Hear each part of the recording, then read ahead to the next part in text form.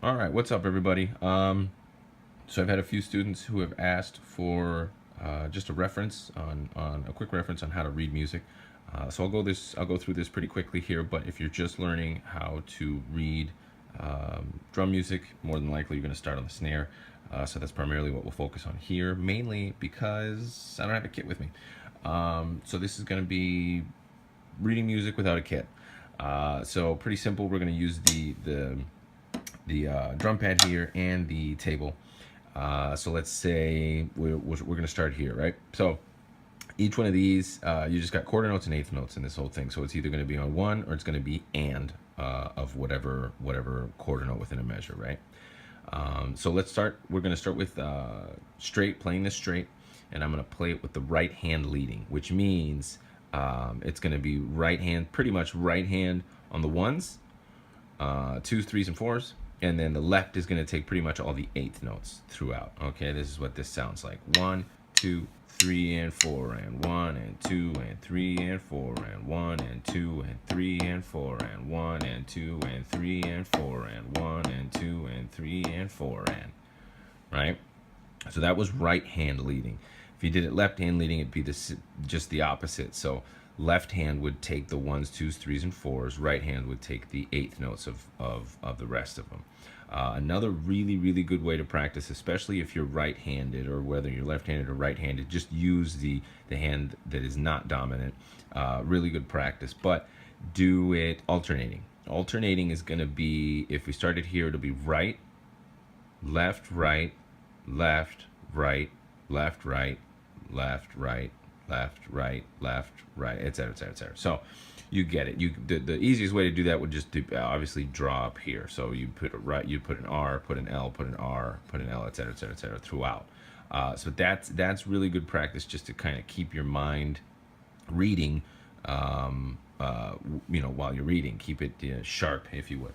So let's do that really quick. Alternating would be 1, 2, 3, and 4, and 1, and 2, and 3, and 4, and 1, and 2, and 3, and 4, and 1, and 2, and 3, and 4, and 1, and 2, and 3, and 4, and oops, okay, I hit it on the 3 there, but you get the point. So it's just going back and forth with the 2. So let's now go into swing, playing this swing. So playing it swing would mean that you're playing every quarter note. Think of it as a triplet. So this snare here on the 1 is taking up the space of a triplet. So that would be 3/8 notes, right? So for every 1, it's 3 now. So that's swing.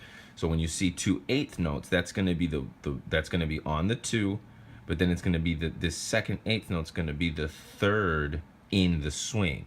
So just this bar here would be 1, 2, 3, 4. 1, 2, 3, 4. So da da da da da da. So this is our metronome on the table.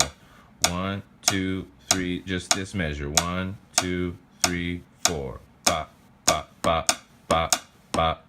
So you're playing it swing. So it's not 1, 2, 3, 4. Ba ba ba ba ba. Or that's what it is. Sorry, it's not 1, 2, 3, 4. 1, 2, and 3, and 4, and 1, 2, da da da da da.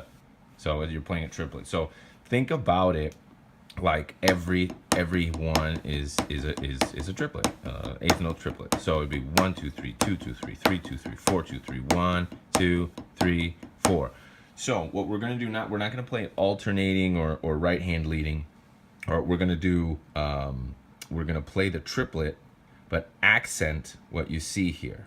Okay, this is a great practice for those of you who are just starting out with jazz. So accent with your hands what you're reading here. So I'm going to go through this playing the triplet, but accenting the reading. So 1, 2, 3, 4.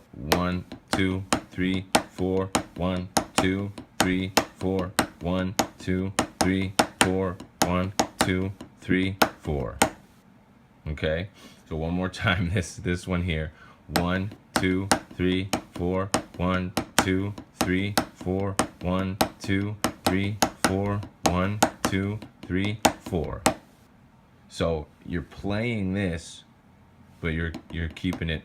You're going the whole time with the triplets. So 1, 2, 1, 2, 3, 1, 2, 3, 1, 2.